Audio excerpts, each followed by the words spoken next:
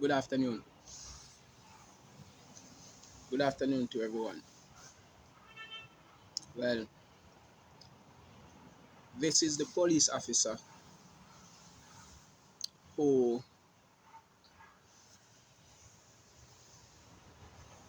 that the people dubbed as say that I run away the reporter man. Now, there's two sides to every story, and this is my side. And I'm not really doing this video for clout. I'm just doing it because I know that there are people out there who genuinely want to know what happened. Because I saw the comments and I also read the comments, and some comments are negative, some comments are good, which is understandable. People have their own views, their own opinions.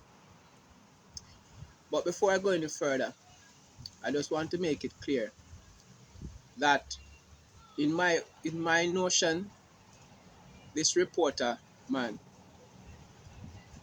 to me, he's a disgrace to the reporting community, to TVJ. His attitude and action is atrocious, and it does not resonate the good, what word should I use? The good reporting, impeccable reporting that I know TVJ, the members of TVJ and the press, what they stands for. And I honestly believe that someone from TVJ should look into this man behavior and attitude and an attribute towards uh, reporting on their behalf. I honestly believe that. In my notion, I also believe that this man was an instigator, urging the people them to block the road, right? So I just want to make that clear. I also want to make it clear that I have no personal vendetta or feelings for him.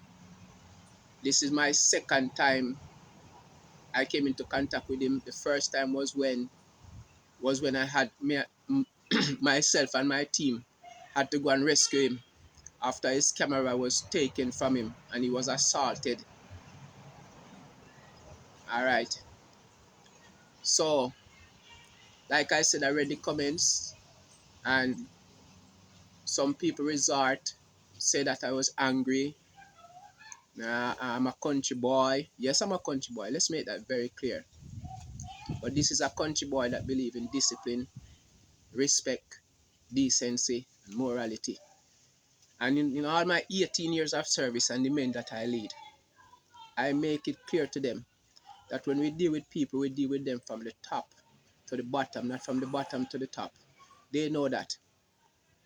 All right. So now let's get into what really happened that day. All right. So the night before, the police would have fatally shot a member from the community in self defense,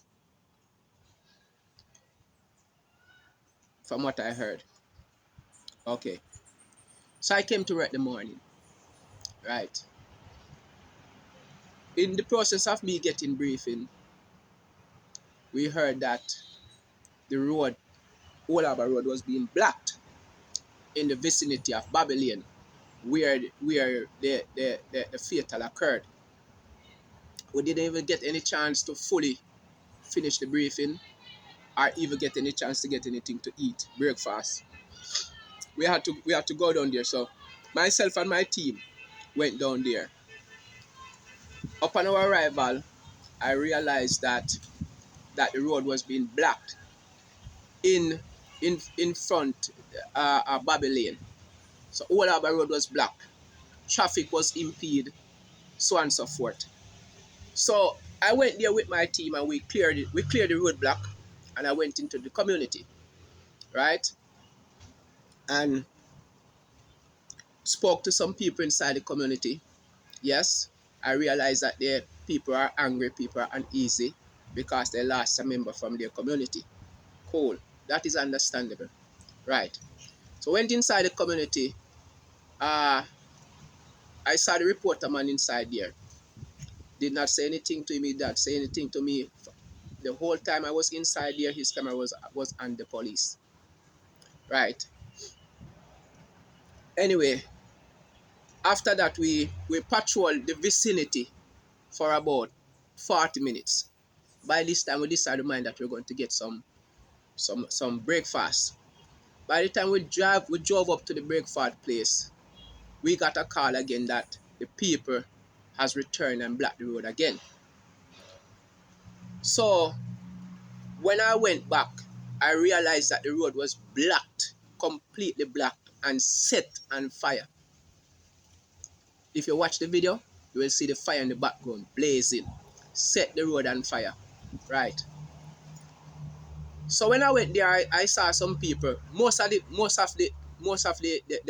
females run, because in my from what I saw, females were the one and children who actually blocked the road. Right. So when I pull up, they run back in the community, and I actually catch some females, put them on the van, decide my mind that I'm going to lock them up. Cool. There was a van that was parked near to the fire. The man came and moved the van. So by this time, me and my teammate could not clear the blockage because the fire was huge. So we couldn't go near it to clear the blockage. So we called the fire truck and was waiting for the fire truck to come. Now this reporter was there within meters from the fire, reporting or videoing.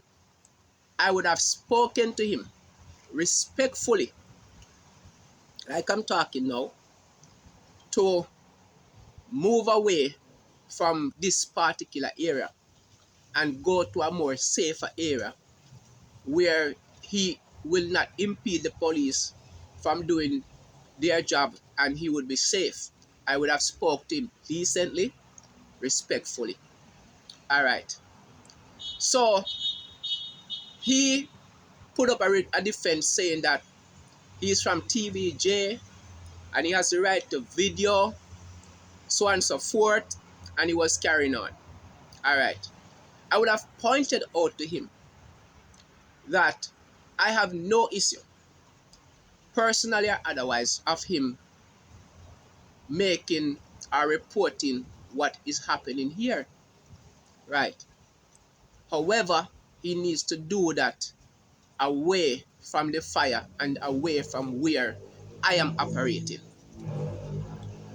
Right. So he make a lot of arguments. I walked away and I was instructing my team and some things to do and taking control of the situation at the time, waiting for the fire truck to come and put out the fire, because at this point in time traffic have to be turning back or just be waiting for the fire truck to get there. No, I want people to take something into consideration. Just imagine you have a child or someone who is seriously injured and they need to go to the hospital to save themselves, to get medical treatment.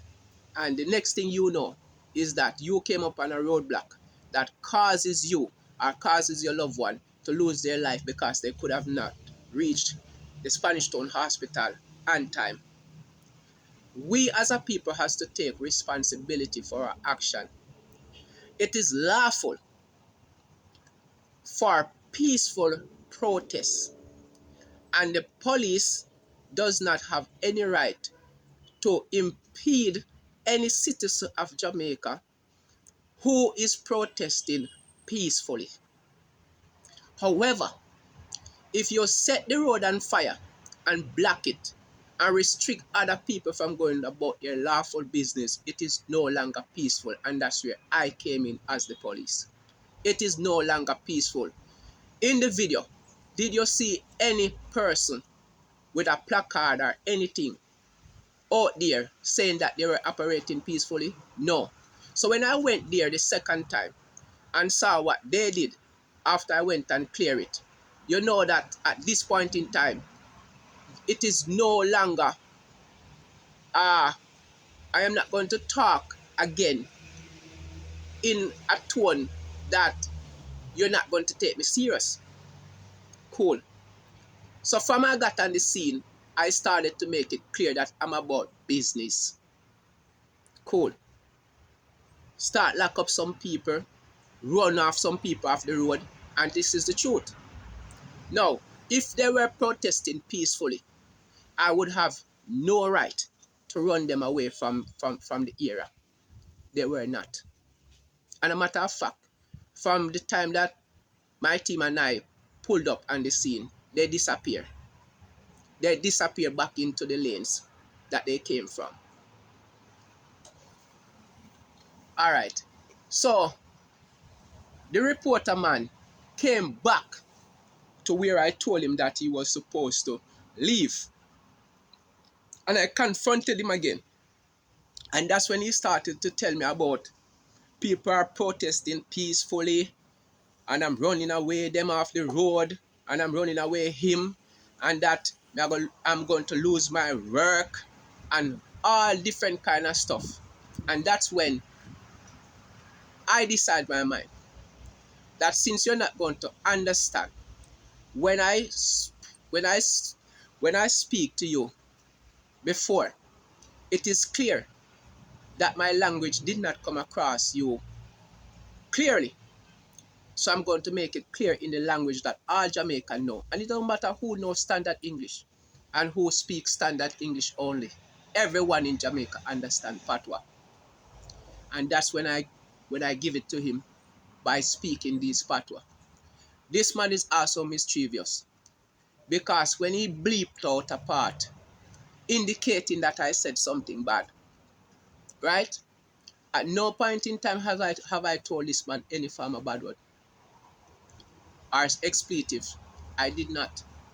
But he wants to be mischievous. Not only that, there were many videos that he did not post. He only chose to post the videos that he wanted to get a response from the public from. You understand? But the people of Jamaica are not idiots. They know that when a video come out, there's always something that happened or trigger someone to behave the way they did. Okay? And that was exactly what happened. So when I was telling him to move, and I was very serious, if he did not move, I can guarantee you that he would get, like I said, get him ass popped and he would be arrested. There's a simple law in policing, a simple command that says move on and keep on moving. And failure to do so means that you have committed an offense, which you can be arrested and charged. Let's make that very clear. The citizens of Jamaica always talk about they know their rights when they don't.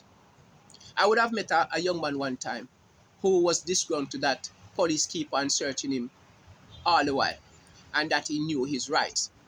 And I was there and I said to him, all right, what is your right under the Jamaica Constitution? And he told me right there and then that his right is to make sure that him breed a girl and mind it. Know your rights. As a citizen of this land, know your rights. You understand? And do not throw away your right. When the police give you a lawful command, whether it is wrong or right, comply. Comply and then you complain.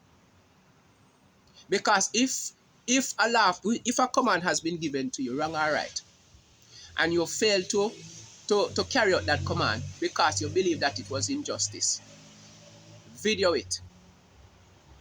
Do the necessary things to vindicate you